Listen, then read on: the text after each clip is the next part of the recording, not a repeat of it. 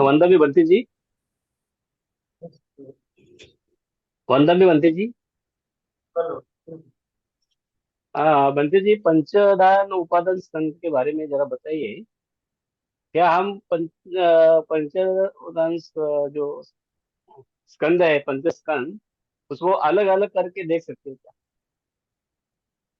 हम्म meditation करते वक्त ना, हाँ। तो बहुत ही अच्छा सवाल है आपका कि पंचोपादान स्कंद पर कैसे अलग अलग कर सकते हैं या फिर कैसे उसको देखना है। तो अगर आपको पता होगा तो पंचोपादान स्कंद मतलब क्या होता है कि रूप उपादान स्कंद, उसके बाद वेदना उपादान स्कंद, उसके बाद संज्ञा उपादान स्कंद, उसके बाद संस्कार उपादान स्कंद और विज्ञान उपादान स्कंद। तो ये पांच उपादान स्कंद होते हैं, है ना। तो उसमें से एक होता है रूप, जिसको शरीर कहते हैं, और बाकी के चार होते हैं उसको मन कहते हैं, है ना। तो ये मन इस अर्थ से कहते हैं कि वो दिखते नहीं है। जिस प्रकार से रूप दिखता है उस प्रकार से मन हमें नहीं दिखता है, वेदना नहीं दिखती है, संज्ञा नहीं दिखता है, संस्कार नहीं दिखता है, विज्ञान नहीं दिखता है, उसका केवल अनुभव होता है ना। तो हमें क्या करना चाहिए, तो भगवान बुद्ध जी ने साफ साफ बताया है। अगर आपको विपස්සना के ज्ञान के बारे में पता होगा तो 18 प्रकार के ज्ञान या 16 प्रकार के ज्ञान या 12 प्रकार के ज्ञान भी कह सकते हैं। तो जो 11 प्रकार के 12 प्रकार के ज्ञान है, विपස්සना ज्ञान है, तो उसमें पहला जो ज्ञान होता है वो होता है नाम रूप परिच्छेदा ज्ञान, है ना। नाम रूप परिच्छेदा ज्ञान होता है, उसके बाद पच्चा परिग्रह ज्ञान होता है, उसके बाद सम्मासरण ज्ञान होता है, उसके बाद उदय ज्ञान होता है और भंग ज्ञान होता है। ये पांचों ज्ञान की हमें प्रैक्टिस करनी पड़ती है। तो सबसे पहला जो ज्ञान होता है वो होता है नाम रूप परिच्छेदा ज्ञान, माने कि नाम और रूप को अलग अलग करके देखने का ज्ञान। विपස්සना करनी है ना। पसना मतलब कि दर्शन करना है, पसना मतलब कि देखना है। किसको देखना है, ये नाम और रूप को देखना है अलग अलग करके, परिच्छेद करके। नाम रूप परिच्छेदा ज्ञान इस प्रकार से कहा है। तो नाम का चार स्कंद होता है, वेदना संज्ञा संस्कार विज्ञान। और रूप मतलब कि ये हमारा जो शरीर बना हुआ है, तो शरीर और मन अलग अलग है ऐसा हमें अनुभव करना पड़ता है। तो उसी से विपස්සना की शुरुआत होती है ना। तो पहले तो हमें नाम अलग है, रूप अलग है ना। वेदना अलग है, शरीर अलग है, इस प्रकार से भी कर सकते हैं। चित्त अलग है, शरीर अलग है, इस प्रकार से भी कर सकते हैं। तो जो कोई भी आपको अनुभव आता है, वह अनुभव को डिवाइड करने का, ये रूप के ऊपर अनुभव हो रहा है, ये नाम के अंदर अनुभव हो रहा है, ये रूप के अंदर अनुभव हो रहा है, ये नाम के अंदर अनुभव हो रहा है ना। तो ऐसा डिवाइडेशन करने से नाम रूप परिच्छेदा ज्ञान डेवलप होता है, उत्पन्न होता है, उसकी हम भावना करते हैं। तो ऐसे अगर भावना करेंगे तो आगे चलकर वेदना का समुदय उदय कैसे होता है, वह कैसे होता है, वो देख पाएंगे। और उसके बाद हम भंग अवस्था भी देख पाएंगे। अगर ये नाम और रूप अलग अलग नहीं होगा तब तक अविद्या और दोमनस्य को हम हटा नहीं सकते। तो अविद्या और दोमनस्य को हटाने के लिए नाम और रूप को अलग अलग करना अनिवार्य है। भले ही आप नाम के चारों खंड नहीं देखेंगे, वेदना वेदना संन्यास संस्कार विज्ञान इसमें से नहीं देखेंगे, लेकिन आपको ये चित्त अलग है और रूप अलग है, इतना भी करने मात्र से आपको नाम रूप परिच्छेदा ज्ञान उत्पन्न होने लगता है ना। तो वेदना अलग है, शरीर अलग है, ऐसा भी हम कर सकते हैं। या फिर दुख अलग है, शरीर अलग है, ऐसा भी हम अनुभव कर सकते हैं, है ना। जो सेंसेशन है, दुख है, सुखद है, दुखद है, अनुभव है, वो अलग है, शरीर अलग है। इस प्रकार से आप अलग अलग करके उसका क्या करना पड़ता है, आपको अनुभव लेना पड़ता है। तो शरीर अलग है, इसका अनुभव कैसे आएगा, और मन अलग है, इसका अनुभव कैसे आएगा, है ना। तो यही सही प्रैक्टिस है। तो शरीर अलग है, तो शरीर में तो साधारण भगवान जी बुद्ध जी ने महासतिपट्टन में बोला है कि कायनोपशना में आनापान पर्व है। उसके बाद धातु मनसिकार पर्व है। जो काया हमारी बनी होती है धातुओं से बनी होती है, पृथ्वी धातु, आपो धातु, तेजो धातु, वायु धातु।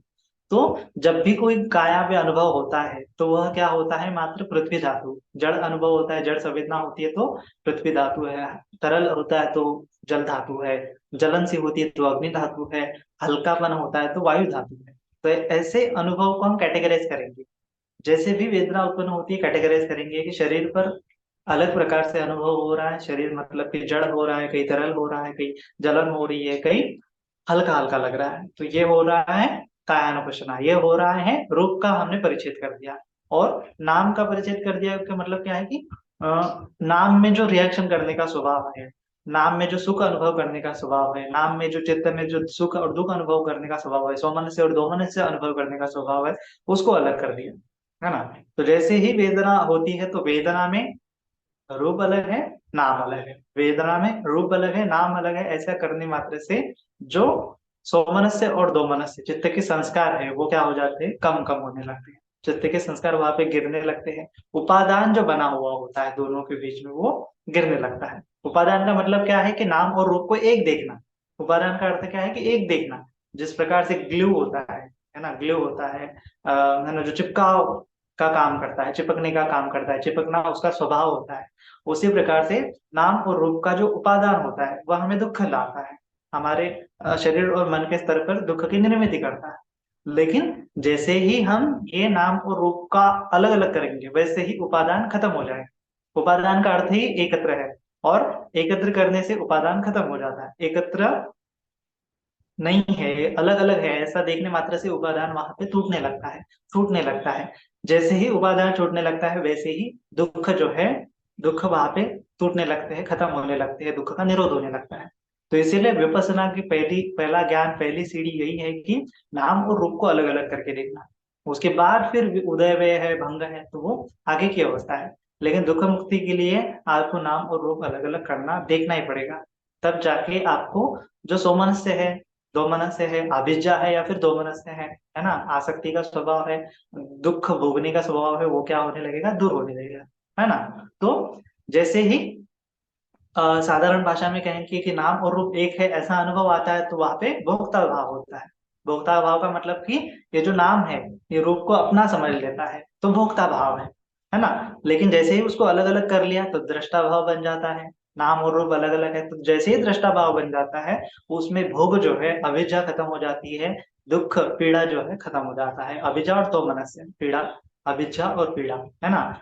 मैं मेरे का भाव और पीड़ा का भाव खत्म हो जाता है। तो इस प्रकार से नाम और रूप परिच्छेदा ज्ञान की भावना करनी पड़ती है। तो इसीलिए प्रैक्टिस कैसे करेंगे कि जैसे ही वेदना उत्पन्न होती है तो कैटेगराइज करना है कि ये रूप अलग है। रूप अलग है मतलब कि वेदना को ही देखना है, जो वेदना उत्पन्न हो रही है। जैसे पिछले वीडियो में मैंने आपने कहा था कि अभिधम्मा के तौर पर वेदना को कैसे देखें। तो शरीर का भी अपना वेदना होती है। पृथ्वी धातु की अपनी वेदना है, आपो धातु की अपनी वेदना है, जल धातु की अपनी वेदना है, और वायु धातु की अपनी वेदना है ना। तो जैसे ही वेदना आती है, जैसे ही कोई अनुभव आ रहा है, सेंसेशन आ रही है, तो जानना है कि क्या है, जड़ है ना, क्या ये तरल सा लग रहा है, क्या यह जलन सा लग रहा है, क्या यह हल्का हल्का लग रहा है। तो उसको कैटेगराइज करना कि ये क्या है, रूप है, यह क्या है, शरीर मात्र है, यह क्या है, धातु मात्र है ना। तो धातु मात्र है, धातु का स्वभाव है जलन सा होना, हल्का सा होना, तरल सा होना, जड़ सा होना। तो ऐसा अनुभव करने से ये कायानुपशना हो जाती है, रूप अलग हो जाता है। और फिर जो वेदना से उत्पन्न हुआ सोमनस्य है, वेदना से उत्पन्न हुई अविद्या है, और दो मनस्य है, वो क्या होने लगता है, वहां पे खत्म होने लगता है ना। तो सोम अविद्या और दो मनस्य अलग है और रूप अलग है ना। जैसे ही मैं इस रूप को मैं मेरा मानता हूँ, भोक्ता भाव उत्पन्न होता है, वहां पे दुख है ना। ऐसा अनुभव करना पड़ेगा कि ये जो काया के जो धातु है, ये धातु को मैं भोक्ता भाव से देखता हूँ, धातु के स्वभाव को मैं भोक्ता भाव से देखता हूँ, तब तक दुख है। और जैसे ही मैं दोनों में विभाजन करता हूँ कि ये शरीर मात्र है, धातु मात्र है, और चित्त अलग है, वैसे ही क्या होने लगता है, वहां से दुख से छुटकारा होने लगता है। तो इस प्रकार से रूप अलग है और चित्त अलग है, रूप अलग है और जो दुख है, सुख है, वो अलग है। इस प्रकार से आप जो डिवाइडेशन है उसका काम कर सकते हैं। तो जैसे ही चित्त अलग है, शरीर अलग है, अलग अलग करने देखने से आपकी कायानुपशना, वेदनानुपशना और चित्तानुपशना वहां पे होने लगती है ना। तो आपको इस प्रकार से अनुभव करना है कि काया की वेदना अलग है, काया का अनुभव अलग है, चित्ता का अनुभव अलग है। काया जो जो दुख है, दुख दुखद वेदना है, उसको देखना है कि ये केवल शरीर पर हो रही है, ये केवल धातुओं का प्रपंच है, धातु हिल रही है, जल रही है, धातु का स्वभाव बदल रहा है, तो वेदना उत्पन्न हो रही है। लेकिन उसको जब मैं मेरा मानता हूँ तब तक दुख है। जब जब मैं मेरा नहीं मानता, चित्त अलग कर लेता हूँ, तब तक मैं दुख से बाहर हो जाता हूँ।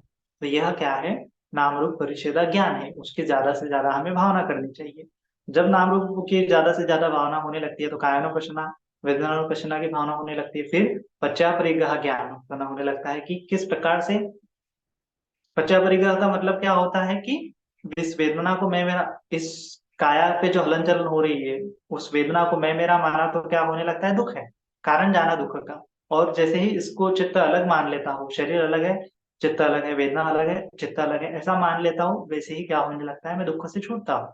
तो दुख का कारण हमें पता चलता है, पच्चय क्या है दुख का, और परिग्रह कैसे करना है, दुख से दूर होना कैसे होना है, वो भी हमें पता चलता है। फिर सम्माचरण ज्ञान, इसको और कैसे क्लियरली मैं डिवाइड करके देखूं, और कैसे नाम और रूप का विभाजन करके देखूं। फिर उसके बाद उदय व्यय ज्ञान की, जो काया है वो भी उत्पन्न हो रही है, नष्ट हो रही है, जो धातु है उसका स्वभाव भी उत्पन्न हो रहा है, नष्ट हो रहा है, और जो चित्त है ना, वह भी उत्पन्न हो रहा है, नष्ट हो रहा है। इस प्रकार से उदय वे ज्ञान, भंग ज्ञान भी उसके आगे की अवस्था है। तो एक एक ज्ञान अपने आप उत्पन्न होने लगता है, कि जैसे ही आप नाम और रूप को अलग अलग करके देखते हो, शरीर और मन को अलग अलग करके देखते हो, शरीर और चित्त को अलग अलग करके देखते हो। तो इस प्रकार से आपने अभ्यास किया तो जल्दी से जल्दी ही आप उदय वे ज्ञान को भी देख पाते हैं और भंग ज्ञान को भी देख पाते हैं, है ना। तो ऐसा हमें अभ्यास करना चाहिए।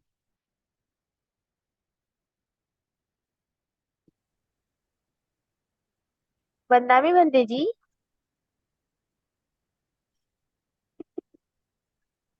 वंदना भी बनते जी, आवाज आ रही है? बनते जी, आपकी आवाज नहीं आ रही है। ठीक है। हेलो, अभी आ रही है? हाँ। हाँ जी बनते जी आ रही है। जी। बनते बनते जी, हम हमारा जो अधिष्ठान है वो टूट जाता है, तो हम उसे अच्छी तरह से कैसे कर सकते हैं?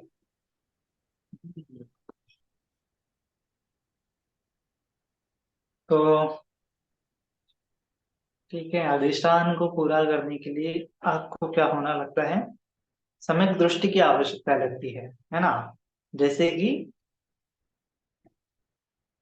आपको डीप डीप थिंकिंग की, है ना, बहुत चिंतन मनन की आवश्यकता लगती है, तब जाके आप अच्छे से अधिष्ठान कर पा सकते हैं।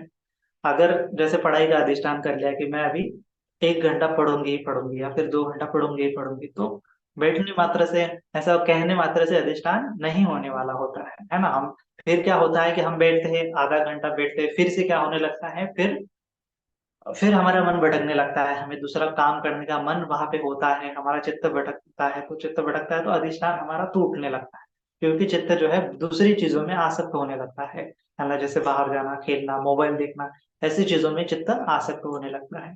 तो उसका स्वभाव है, नेचुरल है। तो उस स्वभाव को खत्म करने के लिए हमें पहले चिंतन मनन की बहुत आवश्यकता होती है।